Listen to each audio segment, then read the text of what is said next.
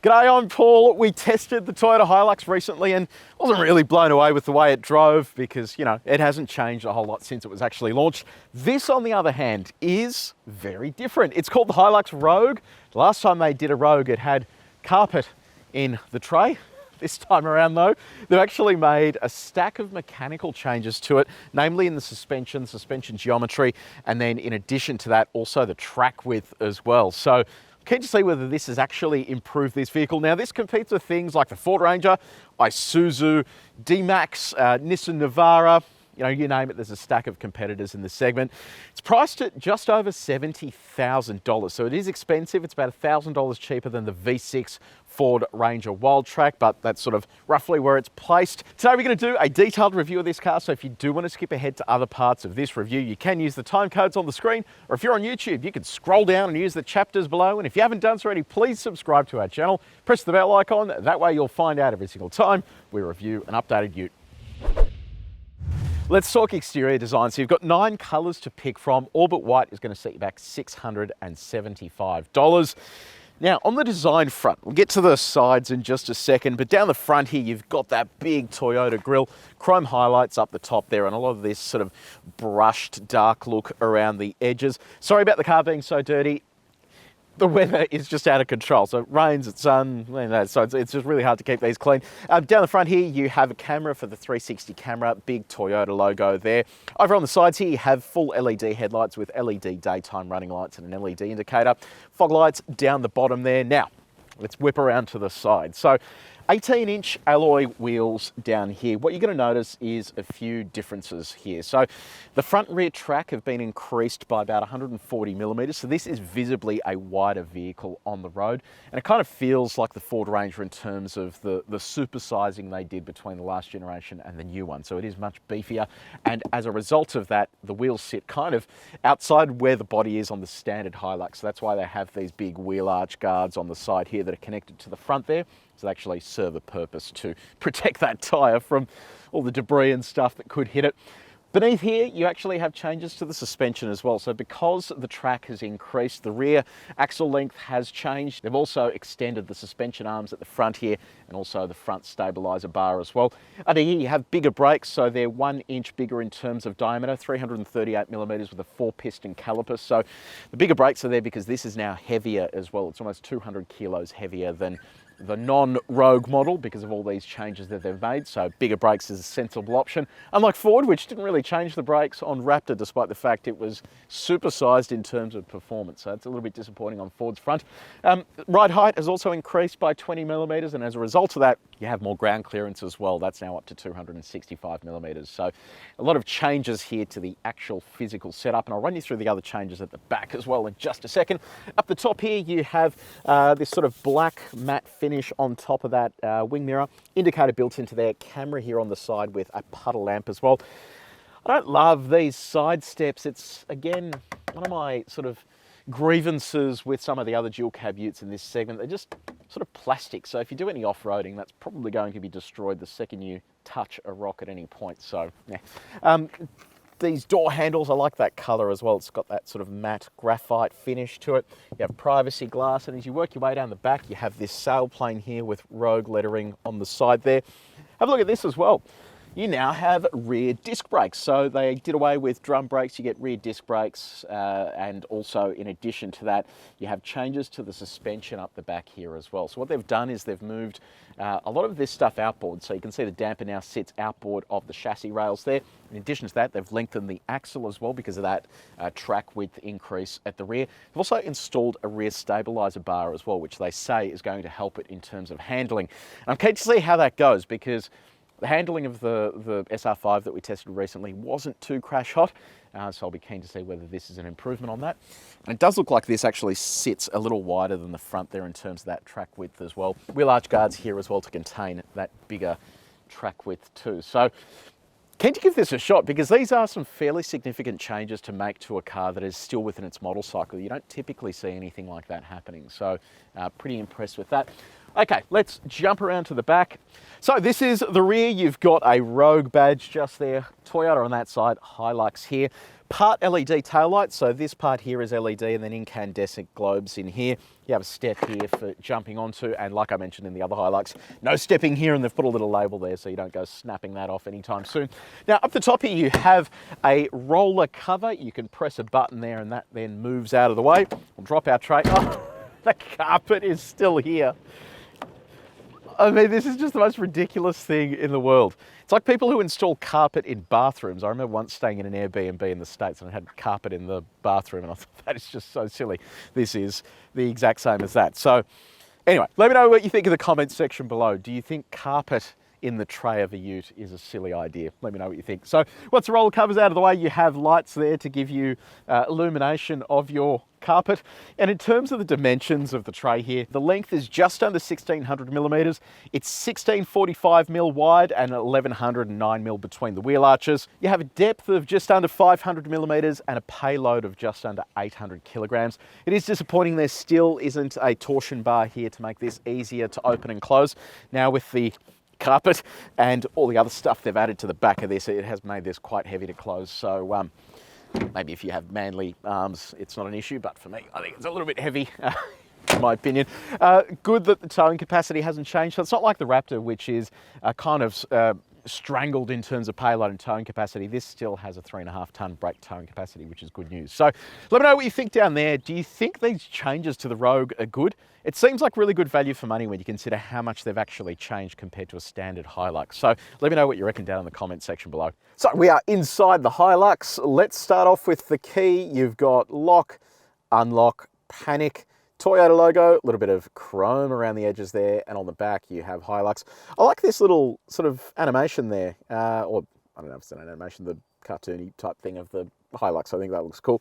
So it's a proximity sensing key. You can leave that in your pocket. Once you're inside the car, you have a push button start up the top here. So I mentioned in our previous HiLux review, this is all pretty dated now. This kind of all feels old school ute with all the hard finished surfaces and all the black and dreariness, old school infotainment setup. So look, there is probably a new HiLux coming next year or the year after, so it will be well overdue in terms of updating and refreshing this, but functionally it works perfectly fine, and it means that these surfaces are pretty durable in terms of how long they're going to last. In terms of the touch points, this has a soft top to it, but is quite hard beneath. Same story on the other side. We've tested the main surfaces in this cabin with our durometer, so you can see how hard they are compared to other cars in this segment by using the link in the description below. About our build quality, so a little bit wonky there in the center when you play with that. That looks pretty solid though. And our door test sounds nice. Let's talk infotainment. So 8-inch infotainment system with shortcut buttons either side. You have built-in satellite navigation, sort of all pretty straightforward in terms of the way that it works. On the radio front, you have AM, FM, and DAB digital radio.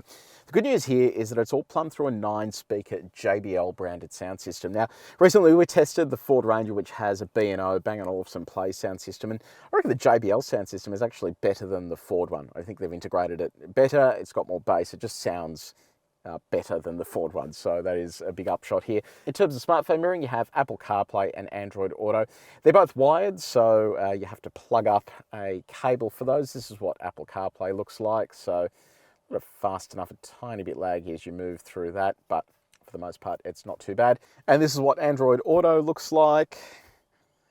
So yeah, full screen integration again, and then fast enough, slightly laggy, but not the end of the world.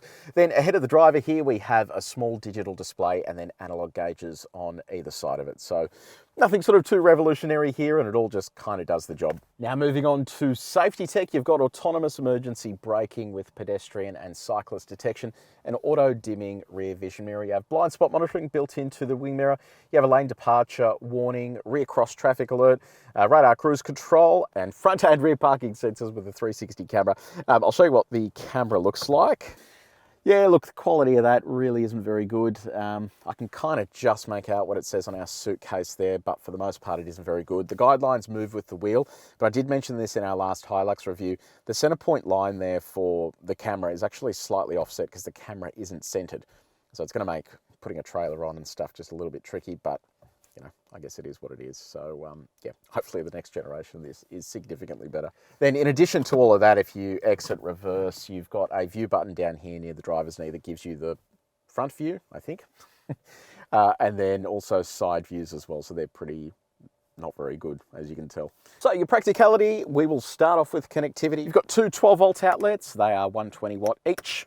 You have a USB-A port just here. No wireless phone charging, but you do have an actual 220 volt outlet here. It's only 100 watt though, so not really overly useful.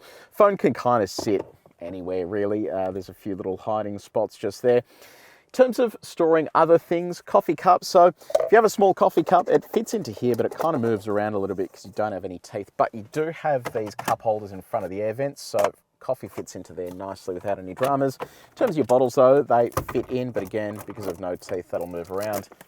Bottle fits inside the door. We'll try our big one as well. Yay, that fits too. Win-win. In terms of other storage, what do we got? So over here in the center, reasonably sized. You have a lower glove box down here full of manuals and other bits and pieces. And then you have an upper glove box up here that also has an air conditioning vent as well. And finally, a Sunnies holder up the top. This is also where you're going to find your SOS button for the connected services. You can push and hold that if you do need to be put in touch with someone that can help you out. And on your comfort front, you have dual zone automatic climate control, seat heating for the front row. Driver's seat is electrically adjustable, so you can go forwards, backwards. Backrest can go forwards, backwards. You can lift the front, you can lift the back as well. Passenger seat is manually adjustable. What about your seat comfort? Well, they are perforated seats, which means they're a little bit cooler for summer driving. They're comfortable enough. They're sort of a little firm at the bottom, but they're going to be fine for long distance drives. Steering offers both tilt and reach adjustment as well. And on our reach test, all of this stuff is easy to reach while you're driving. Okay, so second row, before I hop in, I'll show you some of the little tricks in here. So this side pops up. It's like a 60-40 folding, but the opposite sort of thing. So when that pops up, you have access to a little storage nook here. The only problem is you have to have both sides up, which I can barely reach. There we go. Both sides up to access that, and then that storage area as well. Sorry, you had to witness that. I will climb in now as well. Let's have a look at the legroom. So, legroom is not great. So I've got my seat sort of pretty far back, but it is my standard driving position and my knees are kind of wedged into that. I have no toe room at all. Headroom is okay. Storage, so you've got this little nook here for shopping and other bits and bobs. You've got air vents here for the second row, a center armrest as well that pops down with two cup holders. No teeth, so that kind of just wobbles around in there. And bottle fits inside the door without any dramas. You have two ISOFIX points on the outboard seats and two top tether points as well. No USB charging here at all. Two map pockets. And what about our window test? So it's auto up and down, which is great. All the way down as well, win, win, win. So we've just hit the road in the HiLux. Now, before I tell you how this actually drives, let's talk about what's under the bonnet. This is probably going to be pretty familiar to most of you, but I'll run through it anyway, just in case you're not across it.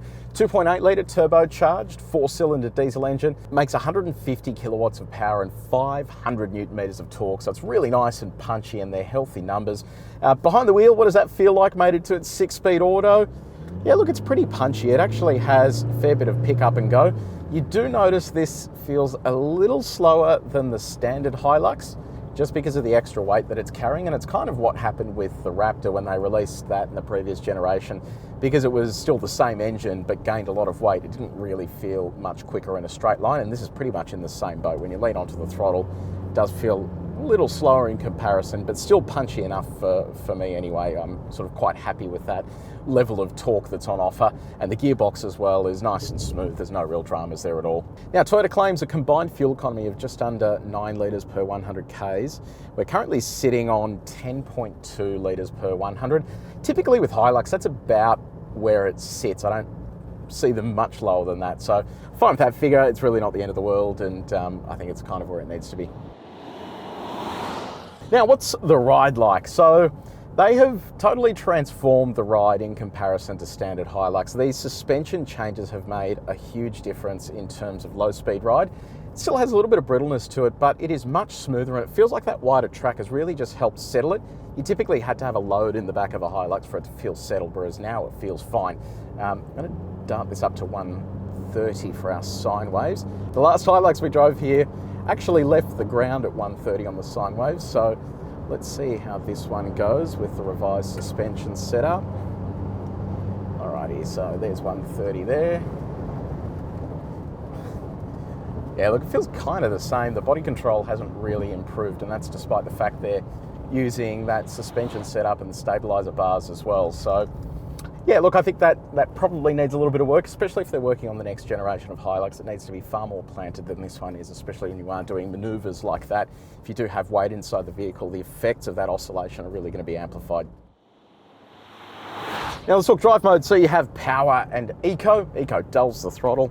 Power makes everything fun. So I've popped it into power mode. Let's see what it's like around our track now with these changes that they've made.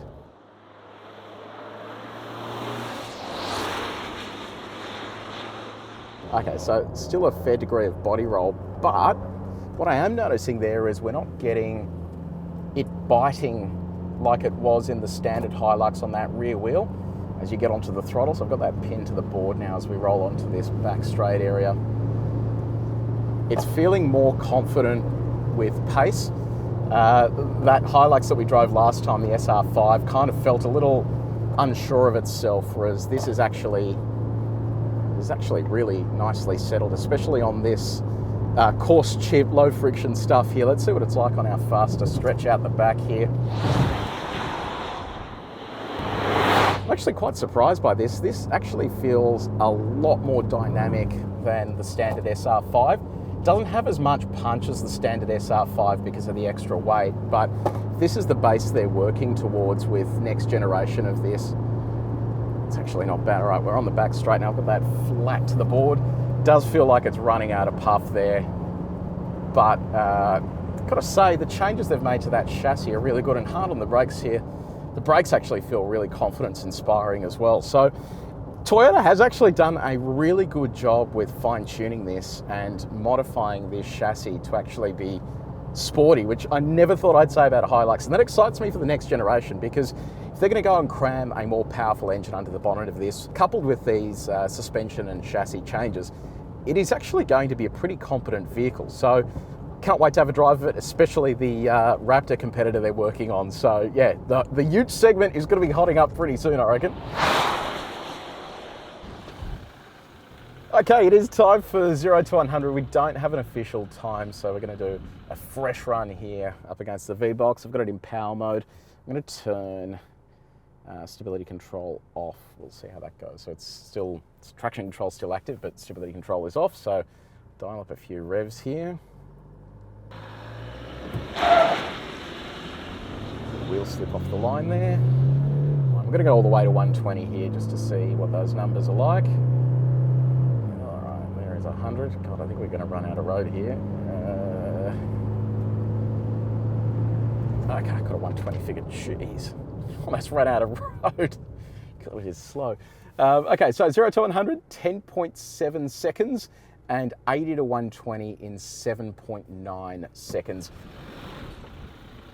Okay, time for our reverse speed test. I suspect this will just be the same as the last Hilux that we tested, but we'll find out. There it is there. 46 kilometers an hour. We got there in the end. Now, what's the noise like? Look, it hasn't really changed a great deal over standard Hilux, so you will notice tyre noise on these highway terrains as you're driving on coarse chip roads. It's not the end of the world. It's not the quietest unit on the market. It's not the loudest. So it's kind of right in the middle there, and you know, fine for what it is. Now let's talk visibility. Look, not a great deal is different here to standard Hilux, so I can see clearly down the front of the bonnet there. Wing mirrors are nice and big with a blind spot monitor built into them. Visibility out the back is pretty good. You do see the edges of those headrests, but it's fine for what it is. So it's all pretty straightforward. Okay, let's do some light off-roading. I'll run you through the spec changes here. So, mentioned earlier, ground clearance of 265 mil, which is higher than the standard HiLux. You have an approach angle of 31 degrees and a departure angle of 23 degrees. So that's the angle of the face you can approach and also the angle of the face you can depart. You also have a weighting depth of 700 millimeters. Now, just in terms of your four-wheel drive hardware, you have two-wheel drive high range, four-wheel drive high range, four-wheel drive low range. You also have a rear diff lock that only works in four-wheel drive low range. You also have hill descent control that only works in four-wheel drive high range or four-wheel drive low range. Won't work in two-wheel drive high range, and it won't work with the rear diff locked in four-wheel drive low range. A little disappointing given the Ford Ranger, it works in all of those modes, including two-wheel drive and four-wheel drive with diff locked, regardless of whether it's in high range or low range. And it is disappointing as well here that the rear diff lock doesn't work in four-wheel drive high range or two-wheel drive high range either. So it would be nice if that actually functioned in those modes. So what we are going to do to start with, I'm going to leave this in two-wheel drive high range. We're going to attack our offset mogul here and we'll see how it goes. I'm going to get the driver's side rear wheel off the ground so that we can see how well the traction control works. So there it is, just there. I'll lean into the throttle and we'll see what happens. Okay, so in the SR5 that we tested, this didn't really work at all. So my foot is currently flat to the board there and nothing is happening. So it's just basically sitting there doing nothing at all. So what you can do is you press traction control once, and what that does is it actually switches stability control off but leaves traction control on. And I didn't make this clear enough in our last video. You can see that indicated up the top there where it says auto LSD. It's not actually a limited slip differential, it is just simulating one. So as I lean into that throttle, it actually starts doing a much better job of pulsing torque across the rear axle, and then it actually gets us over this, which is a much better way to be doing things. So that is excellent. Good job, Toyota. All right, let's turn this around and we'll pop this into four-wheel drive high range to try the mogul in reverse. Okay, so let's pop this into four-wheel drive high range. You do that by switching that over to there. I've turned traction control and stability control back on. Yeah, it's typically harder to go back over this in four-wheel drive high range going this direction. So let's see how it performs. Because we get to the point now where we get two tyres without any traction, and it forces the traction control system to actually do a whole lot of work in apportioning torque to where it needs to go. So I'm going to lean into the throttle now.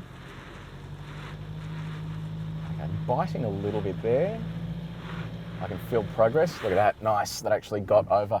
There you go. So the last HiLux we tested here didn't actually get over that. We had to switch off all the driver aids for it to work. So yeah, it's good to see they've actually put a little bit more effort into tuning this, or perhaps it's the difference in track or wheelbase that's actually helping it get over that. But that is a much better effort than the first time when we tried that.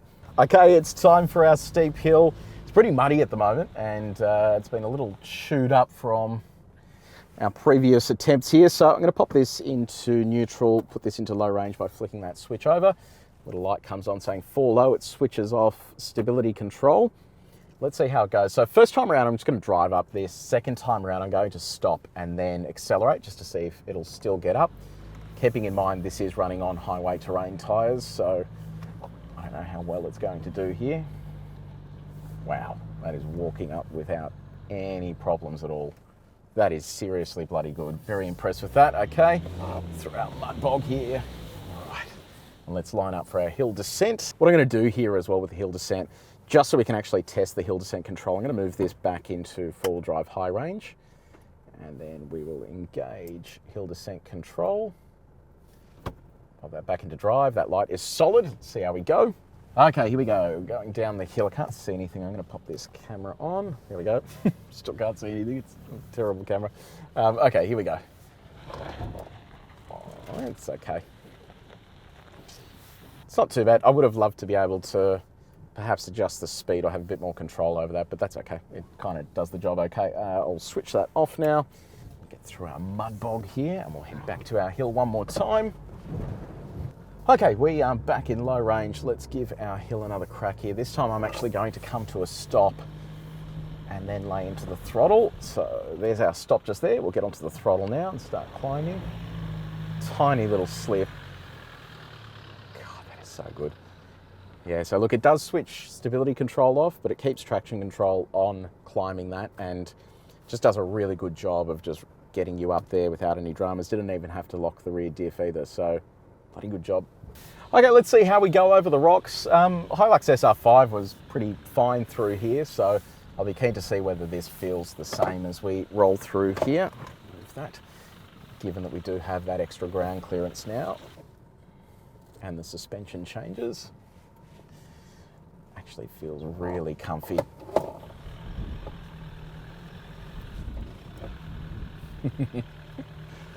This is so good. Sorry about all this noise, there's all this stuff moving around here. Yeah, I'm really impressed by this. It is just cruising through these rocks without any dramas at all.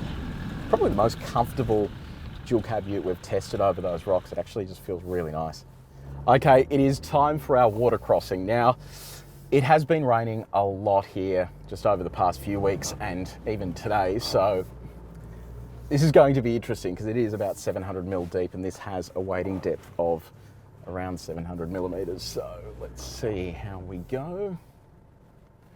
All right, wish me luck here. So drop this into here. Oh, that is so nice and deep. We're cruising through there without any dramas, and let's see what it's like for our climb out of here.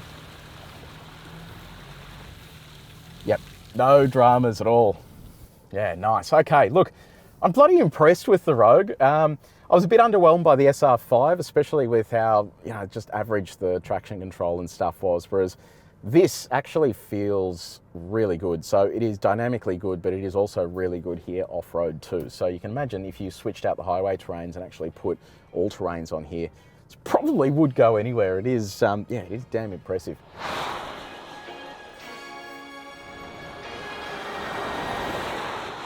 So the HiLux Rogue. Thank goodness, Toyota, you're finally doing something. This is actually quite enjoyable to drive. The ride is fixed. Dynamically, it is way better than a standard HiLux. Now all it needs is technology and a faster engine, and you're going to be closer to, I'm not going to say the Raptor, but towards the Raptor. So I'm excited for what Toyota is working on. They're working on a Raptor competitor, and if they can get this sort of stuff right, like they've proven here, I actually have high hopes that they'll have something that will be equally as fun to drive. So have you bought one of these? Are you looking at buying one of these? I would strongly recommend test driving one if you do want a new HiLux, because I think it is worth spending the money on this over and above the SR5. You are getting a whole lot of bang for buck there in terms of the changes they've made. So let me know in the comments section down below. If you did enjoy this video, please make sure you like it and you share it with your mates. And if you haven't done so already, subscribe to our channel and press the bell icon as that sun comes out. But until next time, take it easy.